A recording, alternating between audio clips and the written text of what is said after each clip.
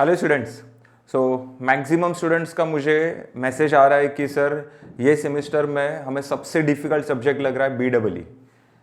Actual में ऐसा होना ही नहीं चाहिए। BEE जो है वो सबसे इजी सब्जेक्ट है सेमेस्टर 1 का, अगर आप लोग सिस्टमेटिकली पढ़ाई करते हो तो। ओके, आज अपना 11th डे है, जो 30 डेज चैलेंज है उसमें से आज अपना 11th डे है। और आज से भी अगर आप लोग अच्छे से तैयारी शुरू करते हो तो भी आप लोग BEE अच्छे स्कोर से पास हो सकते हो। मतलब मेरे हिसाब से आपने 60 में से मिनिमम 50 का टारगेट रखना चाहिए। और ये 50 का टारगेट अचीव करने के लिए आपको दो इम्पॉर्टेंट यूनिट जो है वो अच्छे से करके जाने हैं। ये दो इम्पॉर्टेंट यूनिट का सबसे बड़ा इम्पॉर्टेंट रोल होता है। उसमें से एक है DC सर्किट और एक है AC सर्किट। मैक्सिमम स्टूडेंट्स बोलते हैं कि सर AC सर्किट ऑप्शन में रखा तो चलेगा क्या? नहीं चलेगा। मैं क्लियरली बोल रहा हूँ, AC सर्किट ऑप्शन में नहीं रख सकते। कुछ बोलते हैं सर DC सर्किट में से मुझे बस ये आ रहा है, वो आ रहा है, थेवेनिन नहीं आ रहा है, नॉर्टन नहीं आ रहा है। ऐसा नहीं चलेगा। DC सर्किट में से सभी टॉपिक आपको अच्छे से करके जाना है। ये दो यूनिट्स अगर आपने अच्छे से किया, मैं आपको गारंटी देता हूँ 60 में से मिनिमम 50 आप लोग ईजिली अचीव कर सकते हो, ईजिली। और आगे के जो थ्योरी टॉपिक्स है, जैसे कि 3 फेज में भी डेरिवेशंस है, देन ट्रांसफॉर्मर थ्योरी है, देन मशीन्स वाला पार्ट जो है वो थ्योरी है, डायोड्स वाला जो है वो भी थ्योरी है। थ्योरी के ऊपर ज़्यादा डिपेंड मत रहो, क्योंकि थ्योरी में आपके प्रेजेंटेशन के ऊपर भी बहुत कुछ डिपेंड होता है। करेक्ट। सो थ्योरी में फुल मार्क्स मिलने के चांसेस कभी नहीं होते हैं। 5 मार्क का क्वेश्चन है तो आप लोग कितना भी अच्छा आंसर लिखो, कितना भी सब लिखो, आपको मैक्स टू मैक्स वहाँ पर 4 ही मार्क मिलेंगे। करेक्ट, या फिर 3 मिलेंगे, 2 मिलेंगे। सो थ्योरी में कैसा है, मार्क्स कितना मिलेगा वो सब एग्जामिनर के ऊपर डिपेंड है। लेकिन न्यूमेरिकल्स में आंसर करेक्ट है, वहां पर 10 आउट ऑफ 10 मिलता ही है, कंफर्म। ओके, सो वहां पर प्रेजेंटेशन मैटर नहीं करता है। न्यूमेरिकल्स में आंसर करेक्ट है तो फुल मार्क्स मिलेगा। सो DC और AC में से जो न्यूमेरिकल्स आएंगे वो आपको परफेक्ट सॉल्व करके आना है। मिनिमम 50 का टारगेट है। सो आज हम लोग DC सर्किट में कौन से इंपॉर्टेंट टॉपिक्स है, उसका पढ़ाई कैसे करना है, वो सब आज मैं इस वीडियो में बताने वाला हूँ। सो DC सर्किट में पहले देखते हैं टॉपिक्स कौन से। तो सबसे पहले है मेश एनालिसिस। सबका फेवरेट है ये mesh analysis. Mesh analysis based on KVL, Kirchhoff's voltage law. Correct. And nodal analysis based on KCL, Kirchhoff's current law. So KVL KCL apply करना है मेश एंड नोडल में। मेश एनालिसिस में 3 type के examples है। 3 type के examples: no current source, no current source, second is individual current source, second is individual current source, and third is common current source. Third is common current source. इसको हम लोग super mesh भी कहते हैं। सो ऐसे 3 type के examples है। तो जब भी आप लोग मेश एनालिसिस का कोई एग्जांपल लेते हो सॉल्व करने के लिए, तो सबसे पहले चेक करने का कि वो कौन से टाइप में फिट हो रहा है। एक बार आपको टाइप पता चल गया, हाँ ये क्वेश्चन नो करंट सोर्स वाला, हाँ ये क्वेश्चन कॉमन करंट सोर्स, ये इंडिविजुअल करंट सोर्स, एक बार आपको टाइप पता चल गया ना, मैं गारंटी देता हूं आप लोग उसको 100% सॉल्व कर सकते हो। समझा? बस आपको टाइप आइडेंटिफाई करने आना चाहिए। अब ये जो टाइप है, ये मैंने मेश एनालिसिस का इसका पहले जो वीडियो अपलोड किया था यूट्यूब पर, उसमें मैंने सभी टाइप, एक ही वीडियो में सभी टाइप क्लियर किए हैं, कवर किए हैं। तो बस वो वीडियो अच्छे से देखो। अब वो बच्चों का होता क्या है, ढूंढने जाते हैं तो ढूंढने में ही पूरा टाइम वेस्ट होता है। समझा? मतलब 1 घंटा ढूंढने के बाद फिर वो काम का चीज़ मिलता है। यूट्यूब की बात कर रहा हूँ।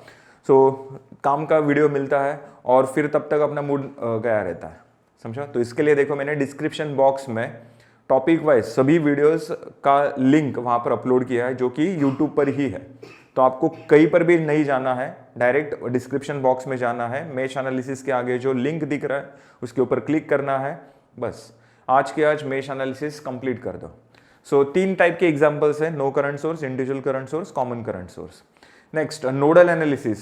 नोडल एनालिसिस में भी जो भी इंपॉर्टेंट एग्जांपल्स है वो सब मैंने उसका जो लेक्चर लिया था, जो वीडियो अपलोड किया था, उसमें कवर किया है। वो वीडियो का लिंक भी आपको डिस्क्रिप्शन बॉक्स में मिल जाएगा। मतलब आज का ये जो वीडियो आप लोग देख रहे हो ना, ये मास्टर वीडियो ऐसा एज्यूम करो, मास्टर वीडियो। मतलब जब भी आपको DC सर्किट का प्रैक्टिस करना है, सबसे पहले ये वीडियो ओपन करो, इसके डिस्क्रिप्शन बॉक्स में देखो, आपको टॉपिक वाइज सब वीडियोस मिल जाएंगे। मतलब कहीं पर भी भागने की जरूरत नहीं है, ढूंढने की जरूरत नहीं है। ये वीडियो को अच्छे से सेव करके रखो। चलो, so nodal analysis based on KCL. Mesh nodal, मैं हमेशा कहता हूं मेश नोडल जिसका परफेक्ट हो गया, ये दो मेथड जिसका परफेक्ट है, थियरम्स ऑटोमेटिकली परफेक्ट होता है।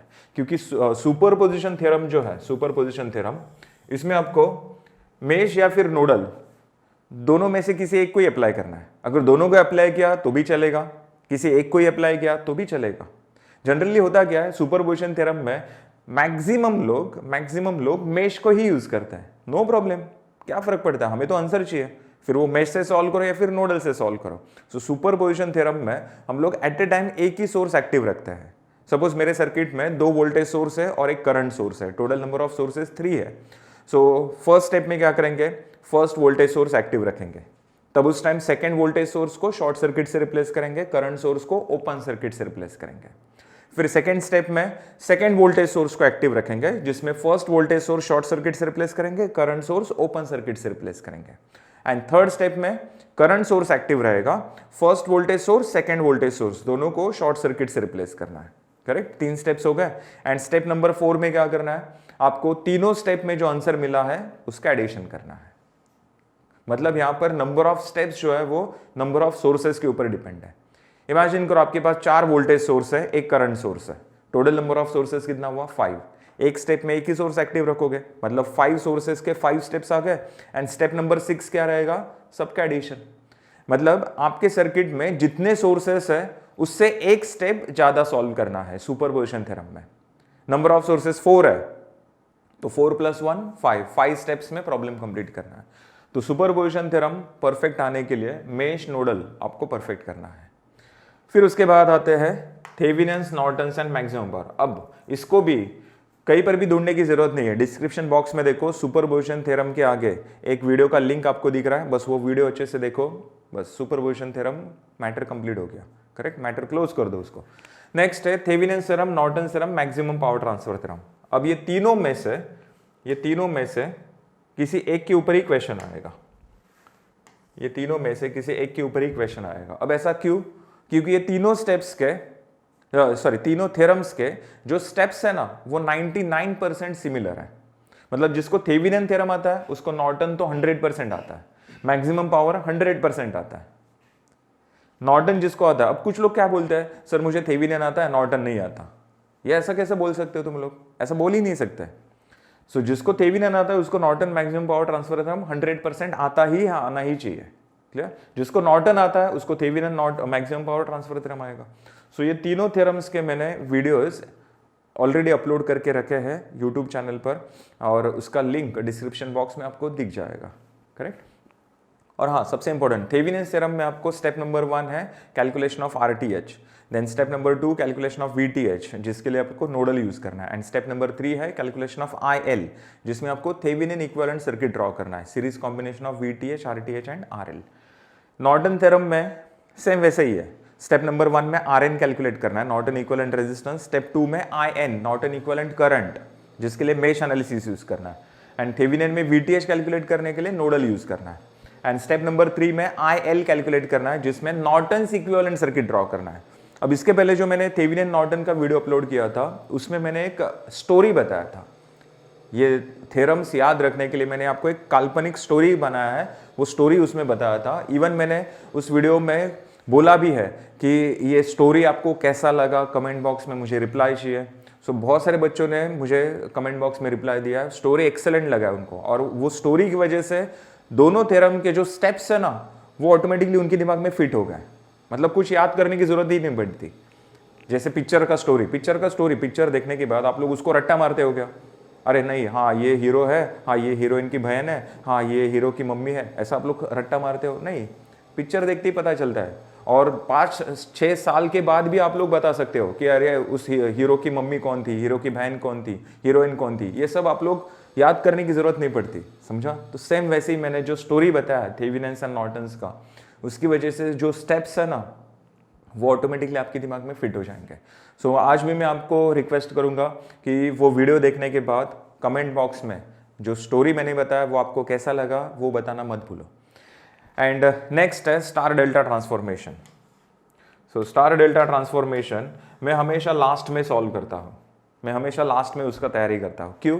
क्योंकि इक्विवेलेंट सर्किट सॉल्व करने में, इक्विवेलेंट सर्किट मतलब इक्विवेलेंट रेजिस्टेंस जो होता है, जैसे कि एक सर्किट है जिसमें बहुत सारे रेजिस्टर्स है, उसको सॉल्व करने के लिए मेरे पास सबसे पहला ऑप्शन होता है सीरीज, सेकेंड ऑप्शन होता है पैरेलल एंड थर्ड ऑप्शन होता है कंफ्यूज।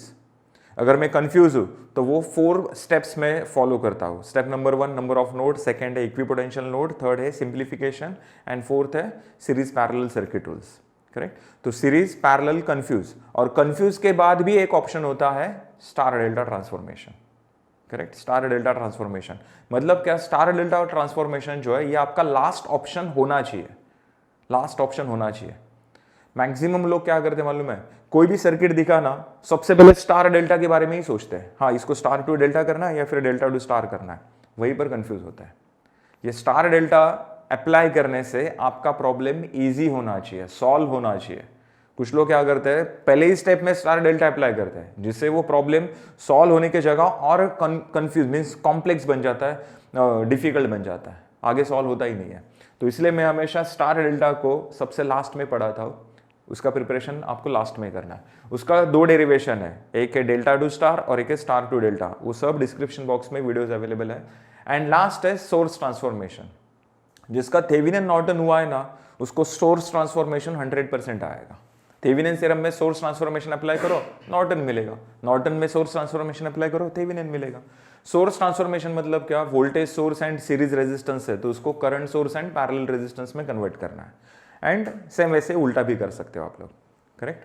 तो ये सभी टॉपिक्स के वीडियोस मैंने ऑलरेडी यूट्यूब पर अपलोड किए हैं और कहीं पर भी ढूंढने की ज़रूरत नहीं है, अपना टाइम वेस्ट करने की ज़रूरत नहीं है। डिस्क्रिप्शन बॉक्स में जाओ, इमीडिएटली आपको वहाँ पर टॉपिक के आगे ये जो जितने भी टॉपिक लिखे हैं, हर टॉपिक के आगे आपको वीडियोस मिलते जाएंगे।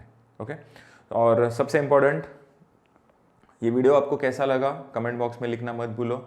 और मैक्सिमम फ्रेंड्स को, मैक्सिमम स्टूडेंट्स को जो फर्स्ट ईयर में है, जिनका BEE सब्जेक्ट है, सबको ये वीडियो फॉरवर्ड कर दो एंड वीडियो को लाइक करो, चैनल को सब्सक्राइब करो एंड थैंक यू। मिलते हैं हम लोग नेक्स्ट वीडियो में ऐसी नेक्स्ट यूनिट के साथ AC सर्किट को लेकर।